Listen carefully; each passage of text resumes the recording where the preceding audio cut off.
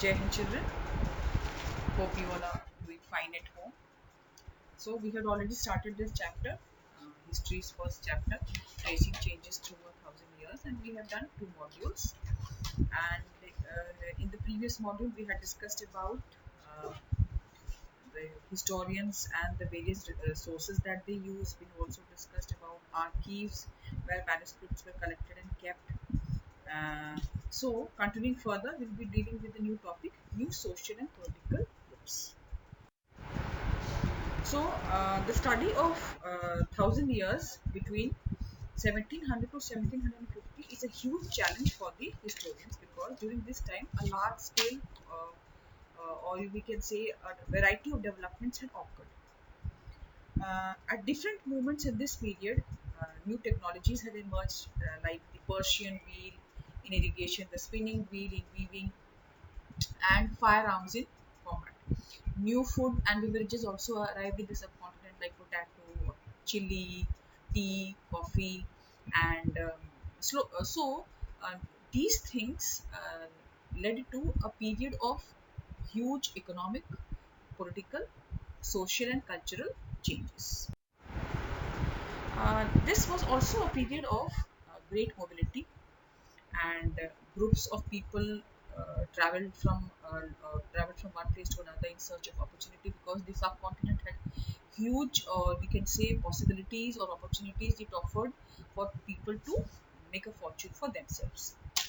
One group of people who became very important in this period were the Rajputs, and this name is derived from Rajputra, or the son of a ruler. Now, these people were great warriors, and they claimed as themselves as Kshatriya caste, and the term included not just the rulers and the chieftains, but also the soldiers and commanders who had served in the armies. These people were known for extreme valor, and they had great sense of loyalty. And poets have also always been singing about these people. Other people or other groups of people like the Marathas, the Sikhs, the Jats, they also use the opportunities of the age to become political more important.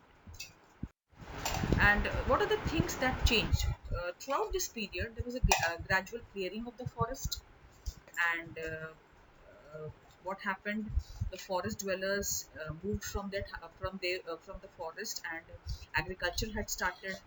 A new peasant group started to emerge. Uh, then chieftains, priests, we could see people coming. Uh, they became gradually they became part of a large complex society. Some people possessed more productive land, others kept cattle, and some combined both productive work as well as artisanal work. Society became differentiated, and then people were divided into jatis or subcastes and ranked on the basis of their backgrounds. Ranks were not fixed permanently, and they varied according to the power, influence, and the resources which was controlled by the members of the jatis. Now, these jatis they framed their own rules and regulations to manage the conduct of their members. These regulations were enforced by an assembly of elders, described in some areas as the jati panchayat. But the jatis were required to follow the rules of their villages.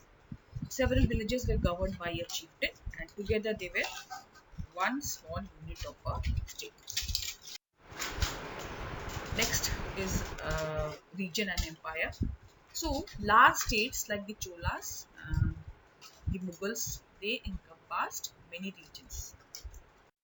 A Sanskrit Parahasti, which praising the Delhi Sultan Ghiyasuddin Balban, explained that he was the ruler of a very vast empire that stretched from Bengal in the east to Ghazni in Afghanistan in the west and included all of South India.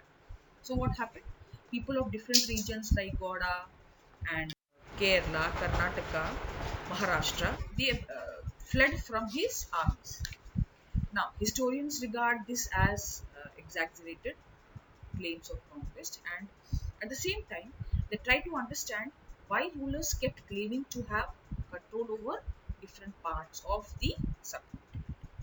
So, this is for the third module.